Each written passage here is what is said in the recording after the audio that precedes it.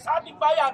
Mga kababayan ko, ako 40 years, naglingkod sa bayan, sa edad ko 13 anyos, naglingkod ako at nakipagpatayan sa mga rebelde. Pero ito pala ngayon ang hinaharap namin ngayon. Problema!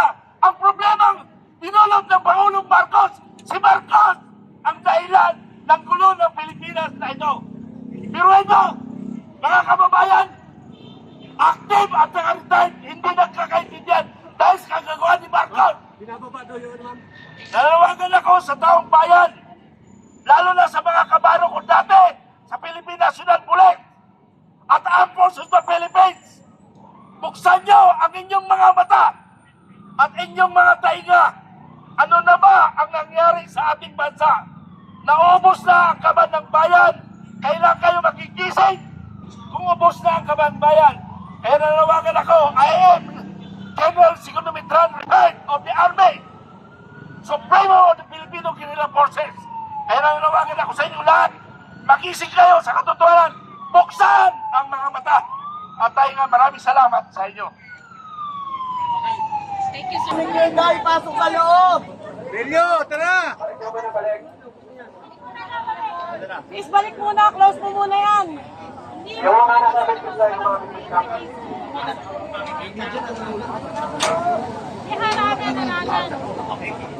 Tinulak ka ng media, di tulak mo rin.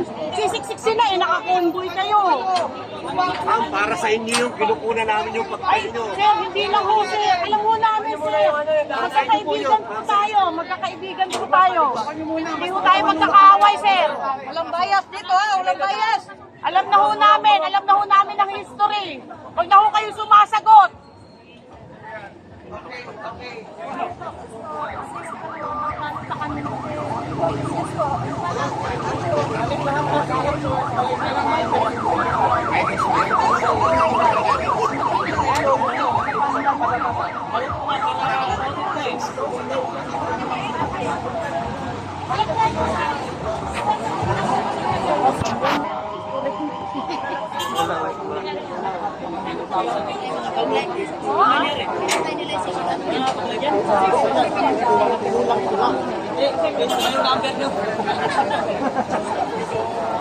Baka yung may bigay niyo yung 5 million, ha? Mga vloggers sa loob ng alam natin. Huwag kayo basta-basta. Manulak-ulak mo rin. Wala na sa atin yung isang Nagbagrado yung video. Bawat sa atin.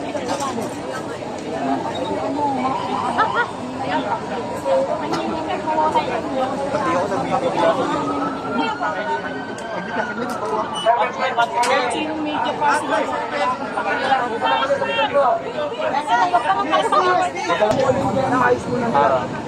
Tayo natin. Marami yan.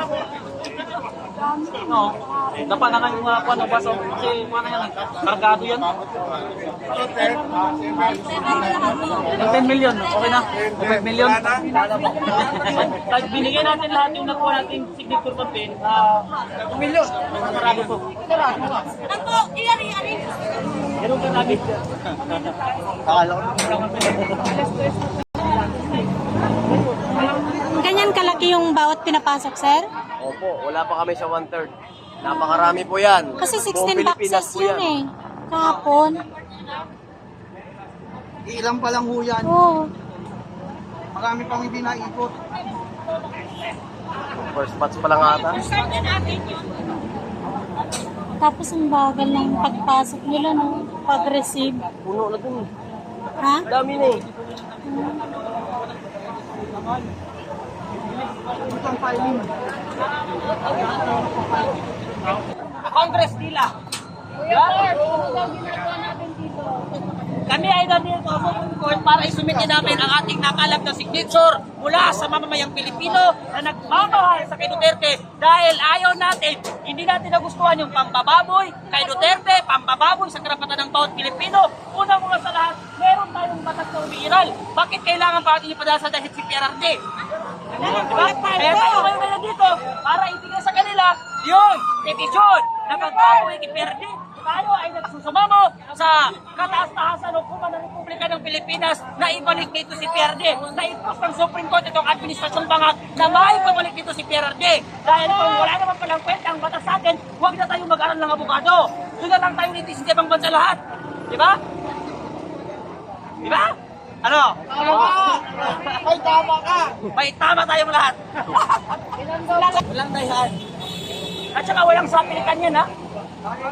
Walang sapilitan, walang pinili. Talagang Pilipino ang kusang nagpipirma para ipakita ang suporta nila sa dating Pangulong Rodrigo Duterte. Hindi gaya naman yung administrasyon, present na present pero negative 3 ang trust rating niya. Mas mataas pa ang trust rating ng mga lamok kaysa kay Duterte. Kaysa kay Marcos.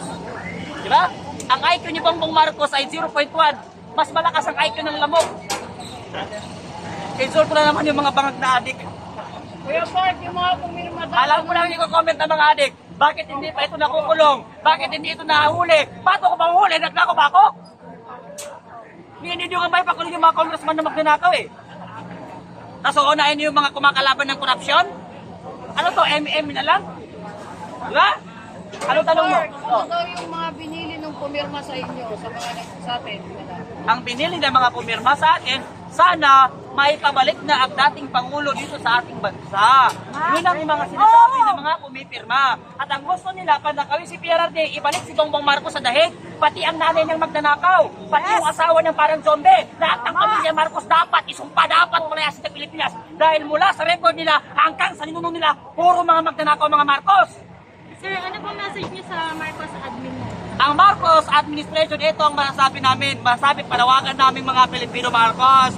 Kung hindi mo na kayang pamunuan ng ating bansa at resolbahin ang problema ng ating bansa, mas mainam na bumaba ka sa posisyon at lumayas ka sa ating bansa dahil kinamumuhian ka ng buong Pilipino dahil sa ginagawa mong pangbababoy sa batas ng Pilipino at sa mga karapatan ng bawat Pilipino. So Bongbong Marcos, huwag mong pakinggan ang asawa mong parang zombie, mga pinsan mo magnanakaw, ipakulong mo ang dapat ipakulong at kasama ka sa dapat manawot at pakulong. Dahil ikaw nag-aaproba sa mga pinanakaw ng mga congressman at pinsan mo magnanakaw si Martin Romualdez. Bakit po kayo ngayon nandito sa harap ng At nandito kami sa harap ng House Supreme Court para isubmit namin ang petition ng mamamayang Pilipino na dapat may pabalik dito si PRD. Kaya ngayon, February 23 ay daladala namin ang mga suporta, ang mga pirma ng mga mamamayang Pilipino na naniniwala kay PRRD at itong panawagan namin na i-push ng government ng Supreme Court ang Administrasyong Marcos na kunin si PRRD at ibalik sa ating bansa.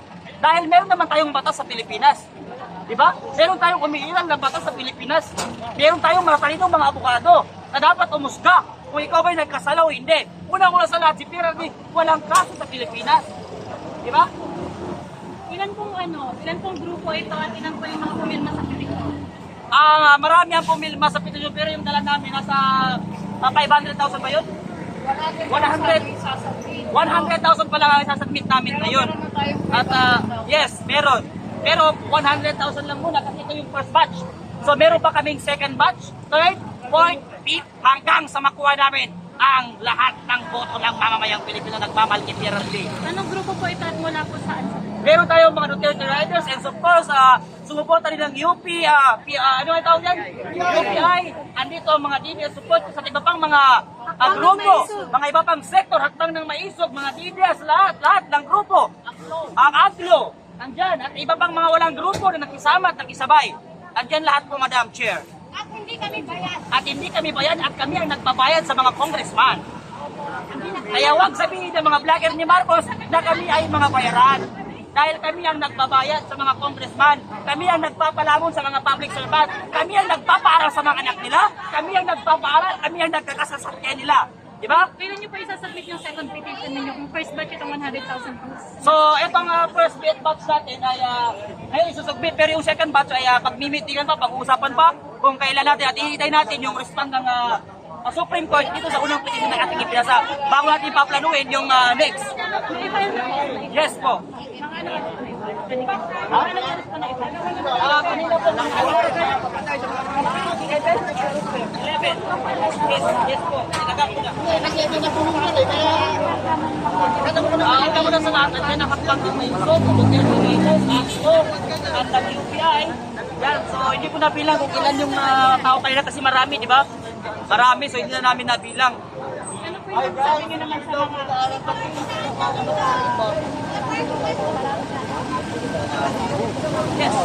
So, nagpapasalamat po kami sa lahat po ng nanonood, no, sa mga kababayan namin no, na nag-effort na pumunta dito sa filing natin no, for PRRD. At sa mamaya-maya konti, i-explain ni Ate Joey. Darating si Miss Joey Cruz para i-explain sa inyong lahat. Pero gusto ko pong sabihin na ito pong lahat ng mga signatures, etong nandito, wala pa yan sa kung anong nandoon sa loob. Marami po nagmamahal kay PRRD and we want him home.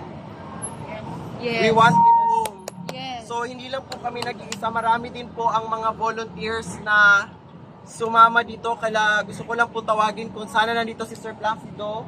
Nandito po. Nandito po ang group nila. Sila po.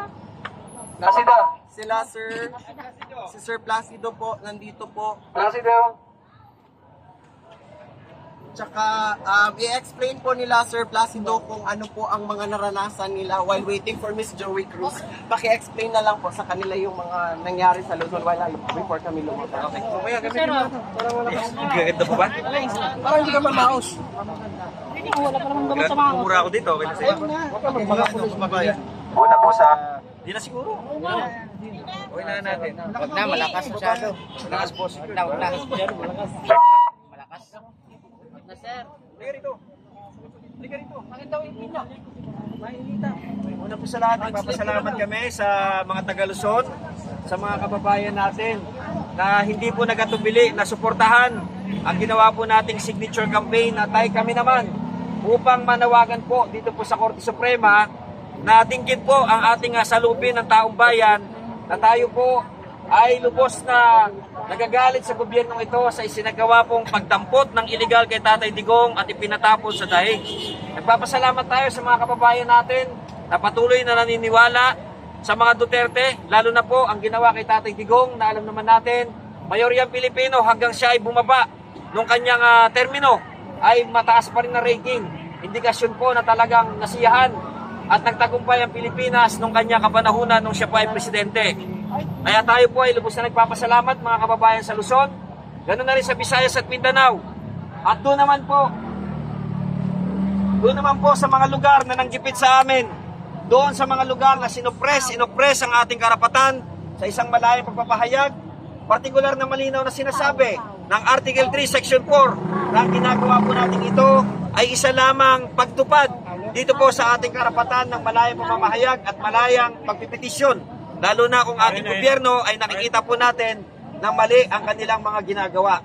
Kaya dito po sa mga taong ito, sana bilang mga lingkod bayan, bilang binigyan ng mandato ng mamamayang Pilipino, sundin ninyo ang batas, sundin ninyo ang konstitusyon, sundin ninyo kung ano ang sinasabi ng mga titik at letra na nakasulat at huwag nyo pong babuyin ang karapatan ng sambayan ng Pilipino katulad na lamang ng ginawa ninyo dito po sa karapatan ng ating Pangulo na siya ay bigyan ng tamang legal na pamamaraan at proseso at dapat kung siya man ay may pananagutan dapat dito sa Pilipinas gawin at hindi sa ibang bansa muli.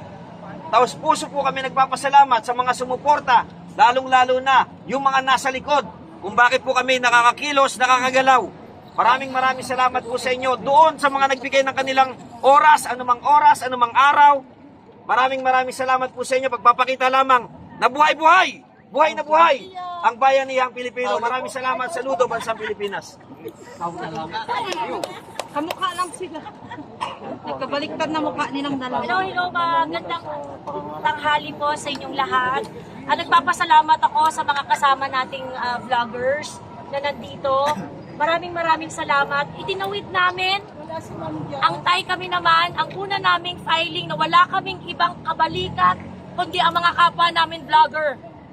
Maraming salamat sa inyo sa pagpapakalat ng advokasiyang ito.